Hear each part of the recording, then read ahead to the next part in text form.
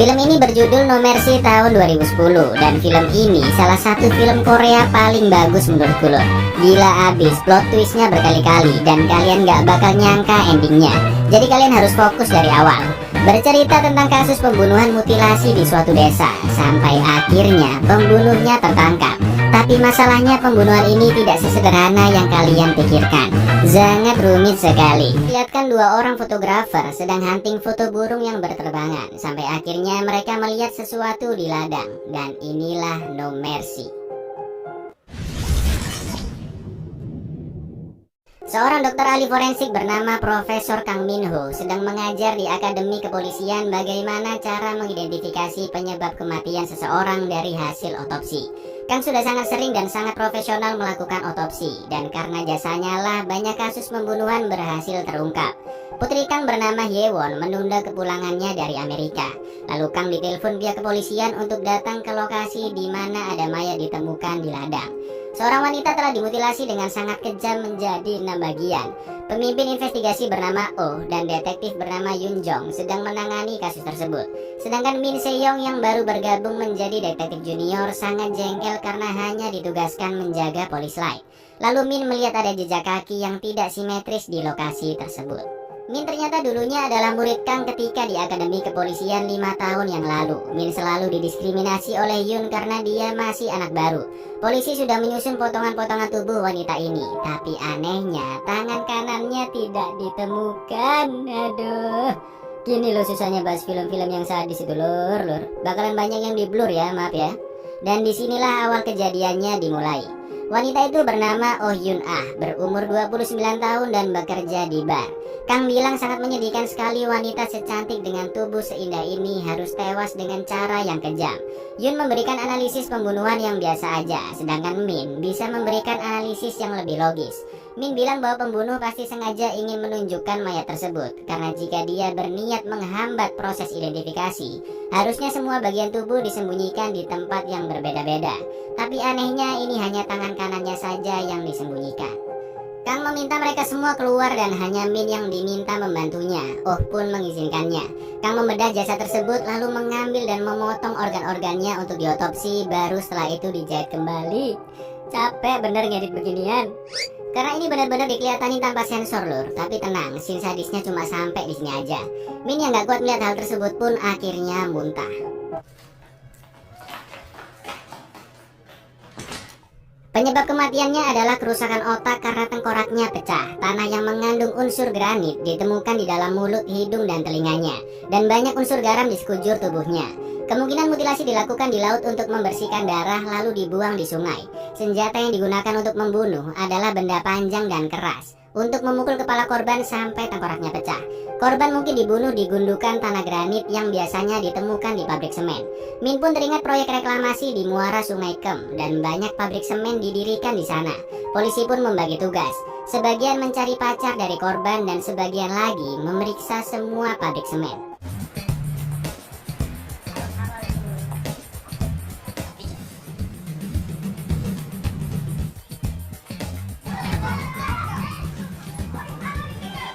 Polisi akhirnya menemukan Byung-do, pacar dari korban Oh Yun Ah. Sedangkan di pabrik semen terlihat demonstran yang tidak setuju adanya reklamasi. Lalu potongan tangan dan kuteks yang sama pun ditemukan.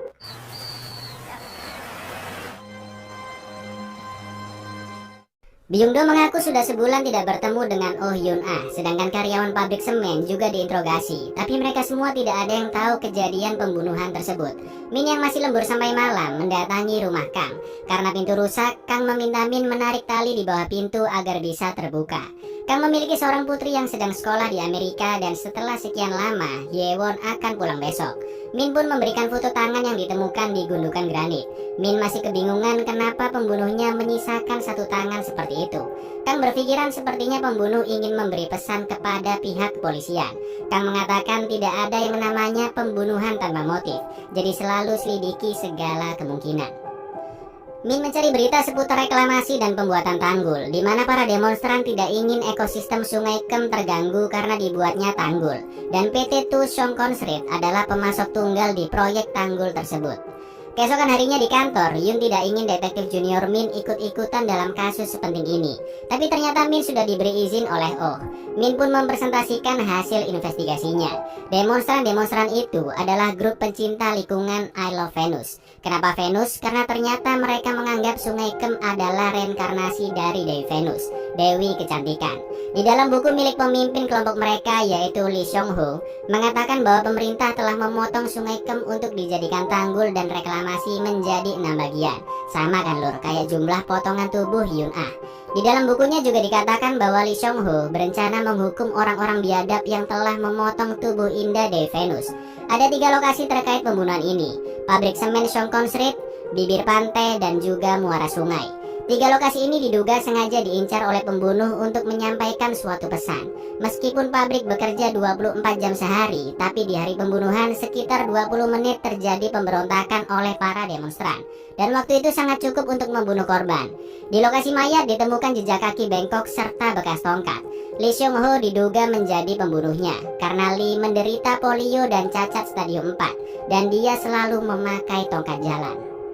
Para polisi pun dikerahkan menangkap Lee dengan tuduhan kekerasan dalam demonstrasi. Lee bilang bahwa Sungai Kem sangat indah seperti Dewi Venus dan menjadi habitat banyak hewan. Yun pun tidak mempedulikan ocehannya dan bertanya apakah dia pembunuhnya atau bukan. Oh pun memberikan kesempatan Min untuk menginterogasinya. Min tahu jika setelah tanggul dibuat, ayah Lee kehilangan mata pencahariannya sebagai nelayan. Dan tak lama kemudian ayah Lee meninggal. Lalu disusul adiknya yang bunuh diri. Kebencian terhadap proyek tanggul dan obsesi terhadap Sungai Kem inilah yang diduga menjadi motif pembunuhannya. Ditambah lagi bentuk sepatunya sangat cocok dengan jejak sepatu di TKP. Begitu pula dengan posisi tongkatnya. Lee pun sangat kagum dengan analisis Min. Dan Lee akhirnya mengakui dialah pembunuhnya. Ini masih permulaan lur. Di lain tempat, Kang menunggu kedatangan putrinya Hyewon di bandara. Tapi dia tak kunjung datang. Lalu datanglah abang-abang misterius yang memberikan amplop atas nama Lee Seong Ho. Dan ternyata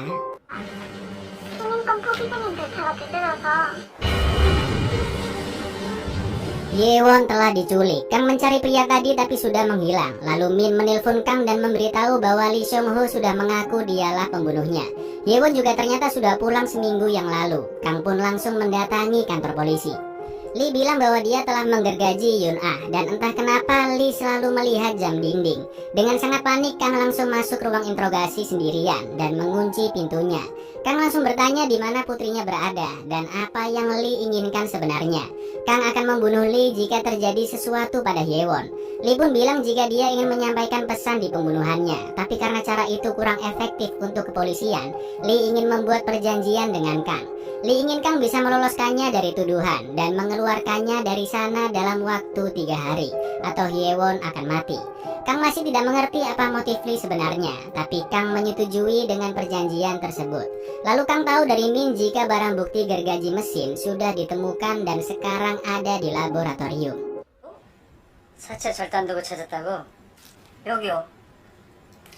Kemudian Kang membawa pisau bedah untuk menyayat kaki anjing peliharaannya.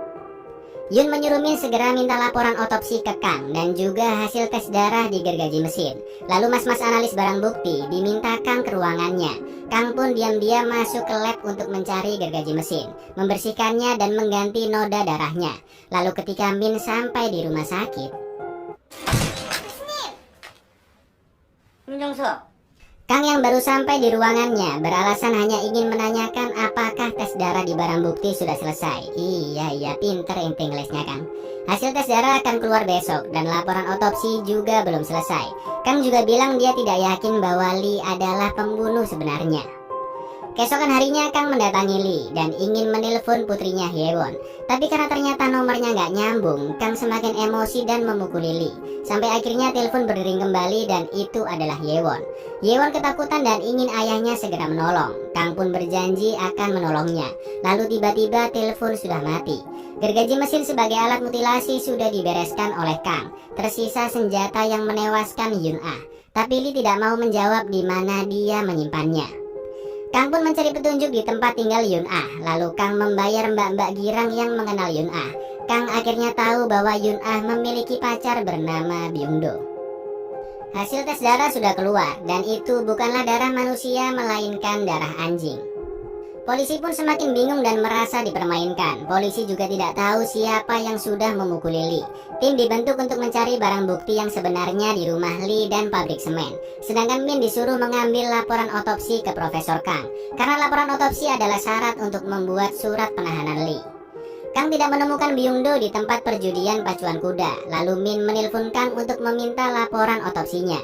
Kang bilang laporannya belum selesai karena dia sedang sakit. Min bilang jika polisi akan mencari barang bukti di rumah Lee. Kang pun langsung bergegas ke rumah Lee untuk menemukannya lebih dulu.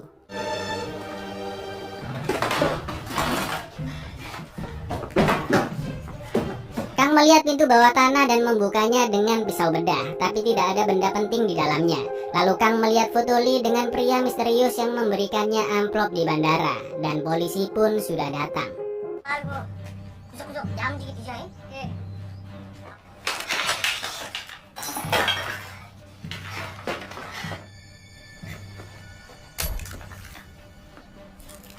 Oke.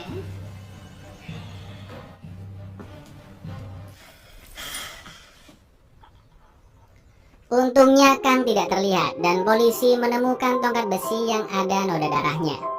Di lain tempat Min mendatangi rumah Kang. Bukan Kang yang dia temui melainkan anjing peliharaannya dengan banyak darah di kakinya. Min pun mengobatinya ke dokter. Dokter bilang jika anjing tersebut disayat oleh sesuatu yang tajam seperti pisau bedah. Makin curiga lah Min, ya kan? Dengan menahan luka di punggungnya, Kang mendatangi kantor polisi terdekat. Polisi yang melihat foto itu bilang jika pria bertopi itu adalah Pyong-sik. Pyong-sik ternyata anak yatim piatu dan dijadikan anak angkat oleh ayah Lee. Pyong-sik berpacaran dengan Sujin, adik dari Lee, dan setelah Sujin meninggal, mereka berdua meninggalkan desa tersebut.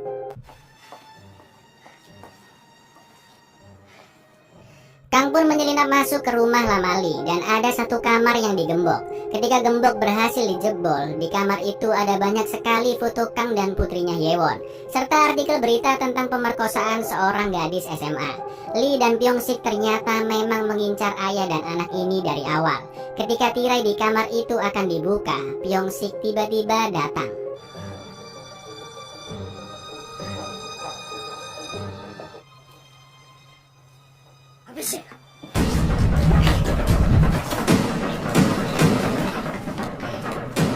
Kang terus mengejar Pyong-sik, tapi karena Kang terluka dan sudah kelelahan, dia sempat tertabrak oleh mobil. Kang bertanya di mana putrinya berada, tapi dia terus dipukuli Pyong-sik dan akhirnya tidak sadarkan diri. Ketika Kang sudah kembali ke kantornya, dia terus terbayang-bayang bagaimana kondisi putrinya sekarang. Senjata yang digunakan untuk membunuh sedang diidentifikasi. Yun meminta Min membawa pisau bedah yang polisi temukan untuk diperiksa di lab. Min bertanya ke analis lab apakah dia selalu standby di ruangan itu. Analis itu bilang dia sempat pergi sebentar ke ruangan Profesor Kang. Min pun langsung mengecek ruangan Kang, dan dia menemukan foto Lee dan Pyong-sik yang disembunyikan. Hasil lab mengatakan golongan darah di tongkat besi tersebut ternyata tidak cocok. Yun Ah Goldar O, sedangkan di tongkat itu Goldar B. Hayo lu, makin mumet nggak? Sabar lur, sabar.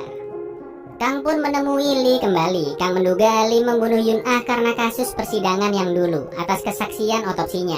Tapi Lee bilang dia tidak tahu apa yang dibicarakan oleh Kang. Kang bilang jika polisi sudah menemukan lebih dulu senjata yang dipakai untuk membunuh. Kang memohon agar putrinya bisa dilepaskan. Tapi Lee bilang dia harus terlepas dari tuduhan pembunuhan terlebih dahulu agar Yewon bisa dilepaskan. Berkali-kali Lee bertanya ke Kang, kira-kira menurutnya kenapa dia harus membunuh Yun Ah? Pertanyaan yang aneh, ya kan? Lalu Kang ingin berdiskusi dengan Lee. Sampai di sini kita belum tahu lur, diskusi apa yang mereka bicarakan. Lanjut. Min akhirnya bertemu Kang. Min tahu Kang sudah memanipulasi barang bukti. Kang pun akhirnya terpaksa bilang jika putrinya sedang disandra, dan jika Lee akhirnya dipenjara, maka putrinya akan mati. Jadi tolong lepaskan aku, Min. Min yang semakin mengerti adanya keterkaitan antara Lee dan Kang mencari tahu rekam jejak Profesor Kang, di mana ternyata pada tahun 1995 ada kasus di mana Lee menjadi penggugat dan Sujin adik Lee menjadi korbannya. Min pun meminta bantuan temannya di bagian data sistem keamanan untuk mencari tahu kasus tersebut lebih dalam.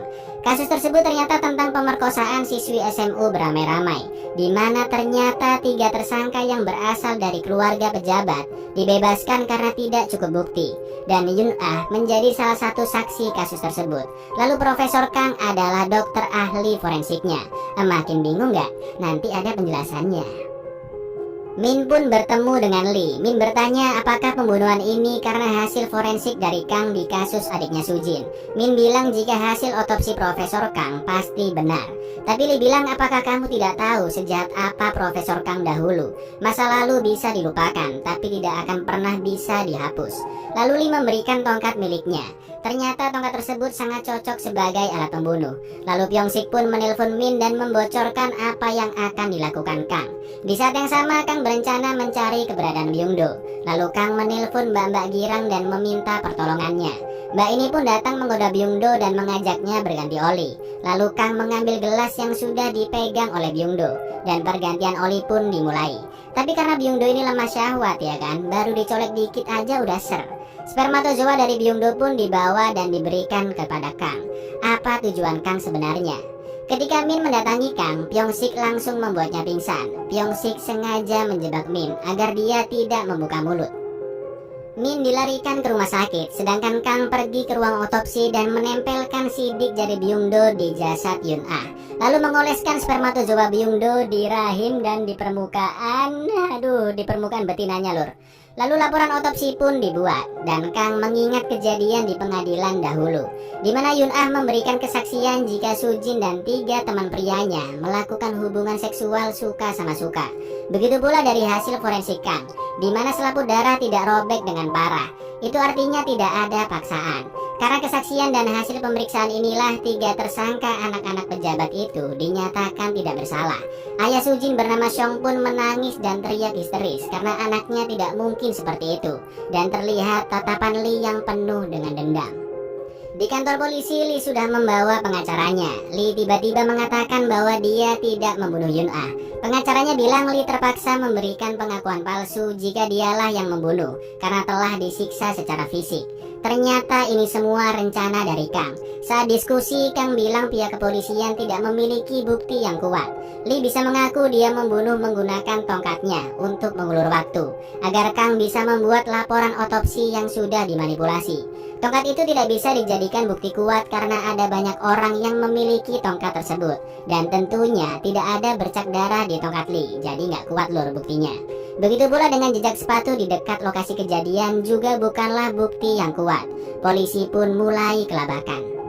Setelah itu laporan otopsi sudah sampai di kantor polisi, di mana Kang menulis bahwa Yun Ah telah diperkosa oleh Byung-do karena ditemukan spermatozoa dan sidik jari di jasad Yun Ah. Byung-do pun ditangkap dan Lee akhirnya dibebaskan. Gila. 일단 집으로 가. 손님이 오기로거든.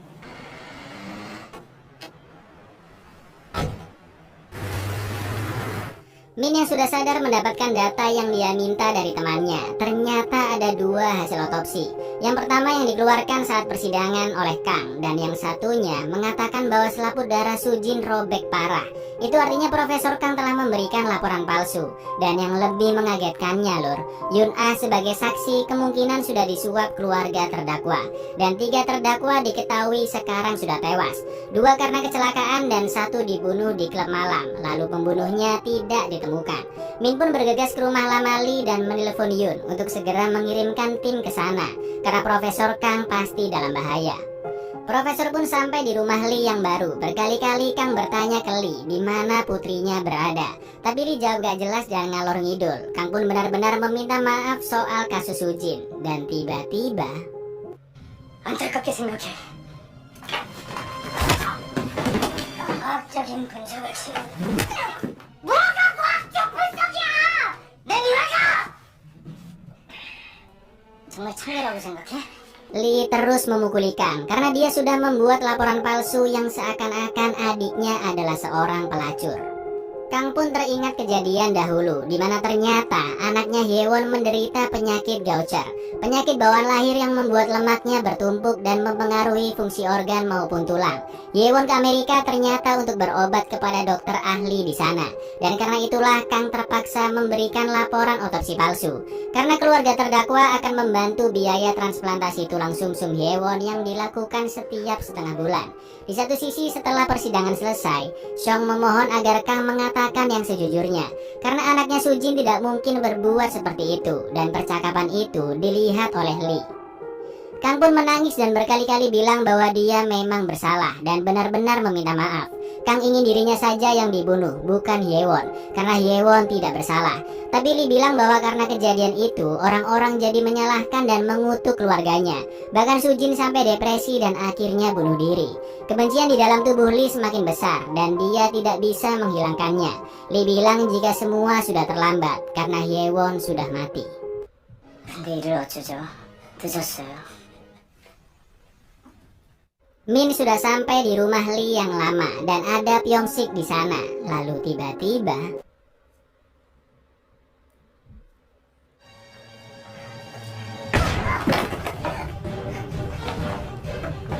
ketika Pyongsik akan membunuh Min, Min berhasil menembaknya. Min pun mencoba masuk ke ruangan di balik tirai kamar itu, dan betapa terkejutnya Min mengetahui apa yang dia lihat. Kembali ke rumah baru Lee, Kang gak percaya Hyewon sudah mati dan terus memukuli Lee agar dia mau mengaku di mana putrinya disandra. Ketika Kang akan membunuhnya, Lee akhirnya mau menunjukkan di mana Hyewon berada. Lee bilang bahwa Hyewon ada di rumah lamanya, rumah yang sudah dia tinggalkan 13 tahun yang lalu. Lee pun terpaksa berlari karena ada kecelakaan di jalan.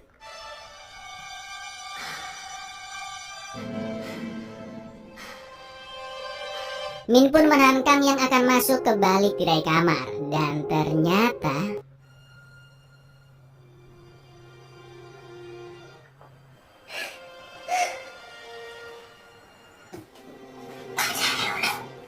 여기 있으면 안 돼.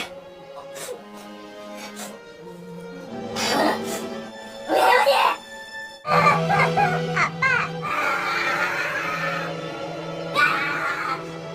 serius, ini scene terepik dan paling miris lur.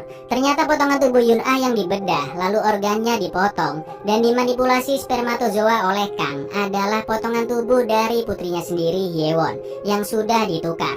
Entah di mana potongan tubuh Yun Ah yang asli. Hyewon juga sudah dibunuh dari awal.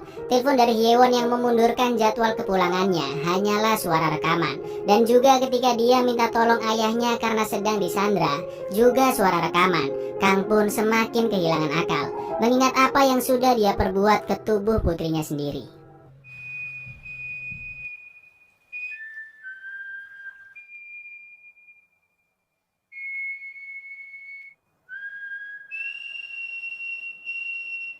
Polisi dalam perjalanan ke rumah lama Lee, lalu Kang mendatangi Lee yang sudah sampai di sana. Lee mengatakan sangat menyakitkan bukan, mengetahui apa yang sudah kamu lakukan terhadap tubuh putrimu sendiri. Rasa sakit dalam ingatan lebih menyiksa daripada rasa sakit di dalam hati. Lee sengaja terus memancing emosi Kang dengan mengatakan betapa rindunya Hyewon kepada Kang. Dan yang terjadi, Lee ditembak mati. Kang pun akhirnya bunuh diri karena dia tidak bisa memaafkan dirinya sendiri.